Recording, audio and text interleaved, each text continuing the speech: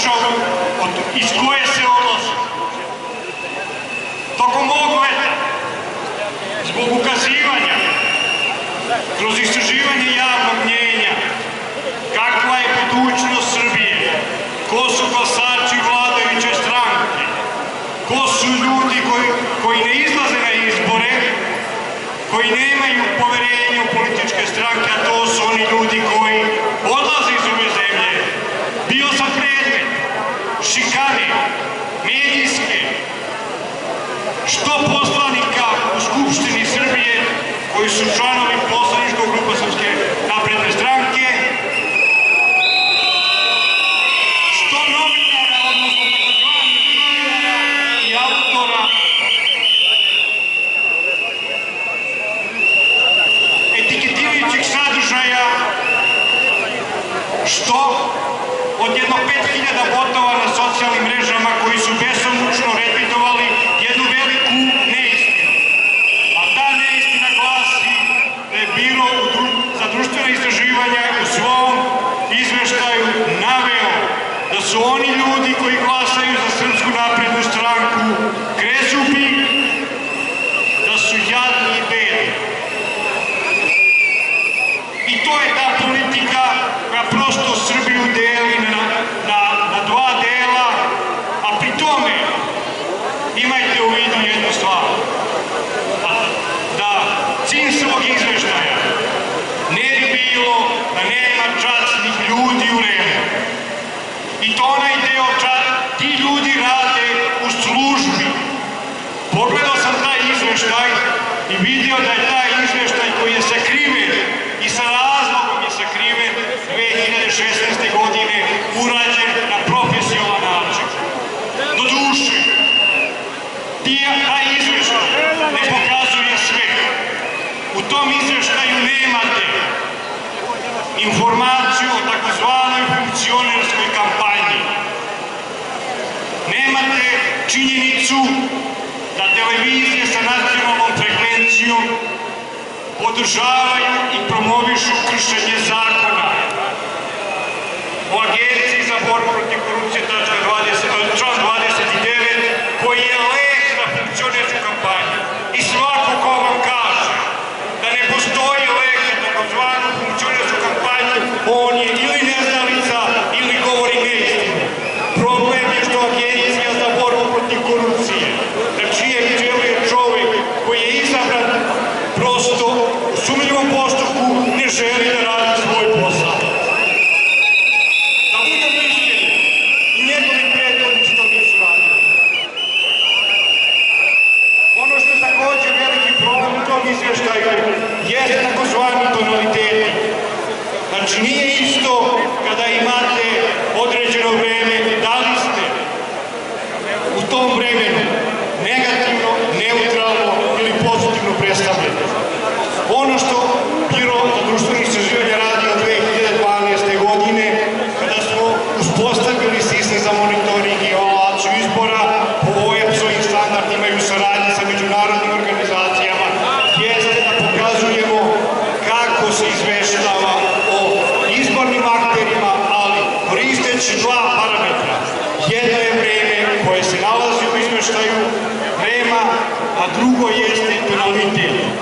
I ono što mogu da kažem jeste da u odnosu na 2012. godinu, kada je takođe kampanja bila problematična, a problematična je, i to moramo da kažemo, zato što mediji u Srbiji i vlasti u Srbiji koje su bile i pre 2012. i posle 2012. ne žele da prihvate preporuke Saveta za borbu protiv korupcije. Savet za borbu protiv korupcije je 2011. godine na čelu sa Vericom Barać, 2015. godine na čelu sa Miroslavom Milenović uradio dva izveštaja i pokazao da mehanizam koji zarobljava medije i Srbiji omogućava da bude nedemokratska zemlja i dalje živi. I dok se ne izborimo sa tim, dok ne usvojimo preporuke Saveta za borbu protiv korupcije, nećemo imati demokratske izbore. Ne možete imati demokratske izbore tamo gde ne znate ko su vlasnici medija. Recite mi ko je danas vlasnik Novosti? Recite mi ko je danas vlasnik politike? Recite mi ko je danas vlasnik medija koji se kupuju putem kredita? Ko je Telekom uzeo i kupio 2 televizije sa nacionalnom frekvencijom? Mi to ne znamo.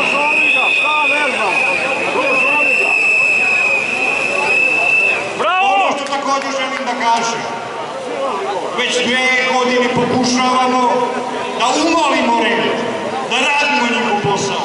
Shvatili smo, oni neće. Tražimo od njih samo jednu stvar, koja je inače u skladu sa politikom vlade Srbije, da svoje podatke koje imaju, a koje proizvode, učine dostupnim javnosti na sajtu otvorenih podataka, da bi mi radili njihov posao. Znači, nema problema, neka primaju platu. To su nečasni ljudi kojima nije do morala i nije ih sramota da rade, odnosno da primaju platu, a da ne rade ništa. Mi ih 2 godine molimo da te podatke dostave nama, mi ćemo da radimo njihov posao. Pre 2 godine smo dobili jedan sraman odgovor da podaci koje služba REM-a proizvodi su podaci koji su u vlasništvu jedne privatne firme. Zamislite tu sramotu, da ono što država od para poreskih obveznika napravi i dostavi privatnoj firmi Informatika iz Beograda sa Dorčula, nisu vlasništvo građana Srbije i REM-a, nego privatne firme koja samo radi od njih.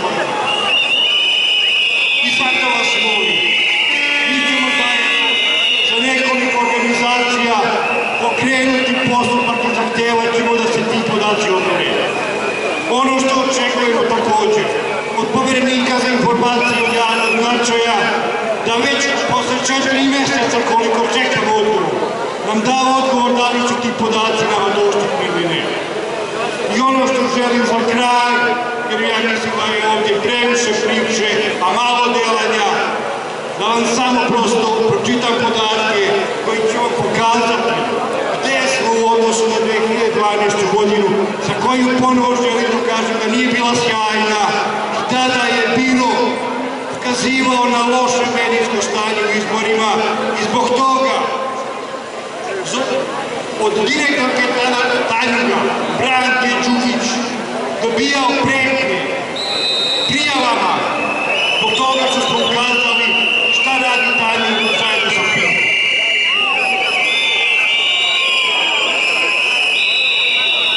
2012. godine smo imali 2 izborna kruga za predsjedničke izbore.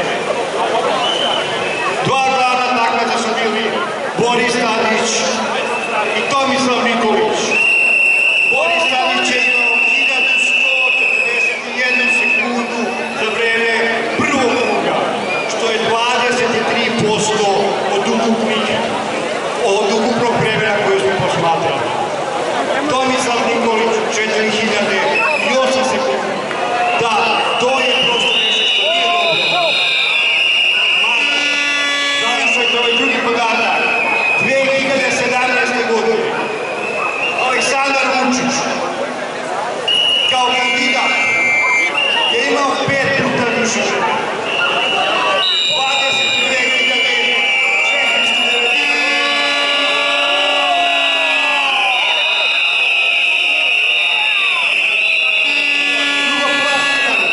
22 Saša Janković, skoro kao Tomislav Nikolić 2012. u prvom krugu, 4950. Zaista, ovo nisu uslovi za demokratski izbor. Mediji su postali u Srbiji sredstvo propagande, sredstvo odmazde i zaista pod ovakvim uslovima nisu u pitanju više samo demokratski izbori, pitanju je da li mi kao građani možemo da ostvarimo svoja prava. I za kraj, u istraživanju koje smo radili 2015.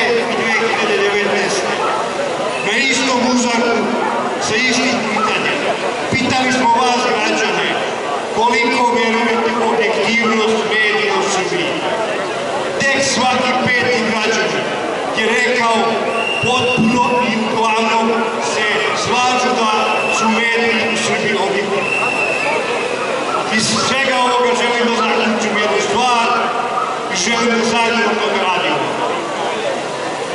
Na ovaj način red i vlast zajedno pomažu da se krši Ustav Srbije.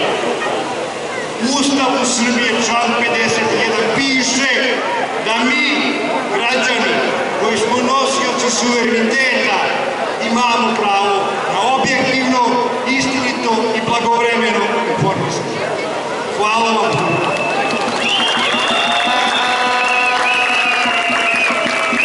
Hvala Zorane.